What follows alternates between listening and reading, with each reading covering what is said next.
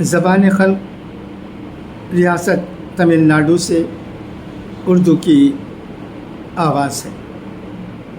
یہ برادرم اساغنی مشتاق رفیق صاحب کا رسالہ ہے۔ اس میں اردو کے سلسلے میں جرأت میں چند باتیں کہی گئی ہیں، اسے میں پڑھتا ہوں، سنیے گا۔ اردو زبان کی بقا ہماری تہذیب اور اقدار کی بقا ہے۔ اساغنی مشتاق رفیقی صاحب۔ شہر وانمباڑی میں ہی نہیں، ریاست تمل ناڈو میں بھی اردو زبان کے حوالے سے بہت کچھ بدل گیا ہے۔ اب وہ پہلے جیسی باتیں اور معاملات کہیں نہیں رہے۔ پرانی قدریں قریب قریب قصہ پارینہ بن چکی ہیں۔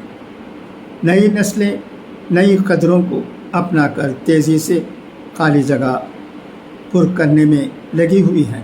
اردو معاشرہ بری طرح ٹوٹ پھوٹ کا شکار ہے۔ ایسا لگ رہا ہے کہ اردو دوستی، اردو بھائی چارگی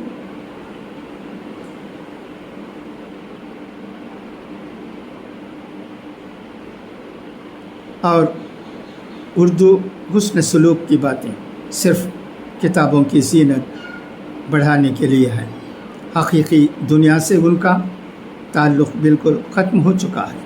اردو زبان کے ساتھ خود اردو دان طبقہ جس بے اعتنائی کا ثبوت دے رہا ہے، اس پر ماتم کرنے کو جی چاہتا ہے۔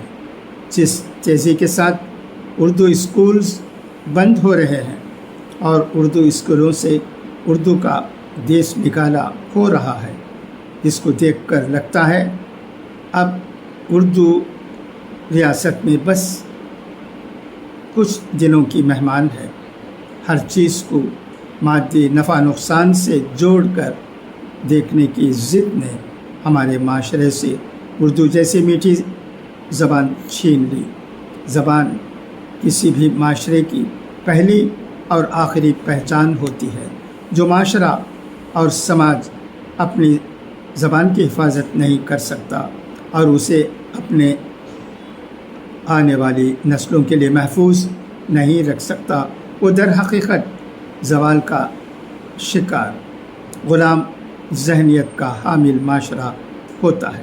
ایسے معاشرے اور سماج سے دانشور اور مفکر کبھی پیدا نہیں ہو سکتے۔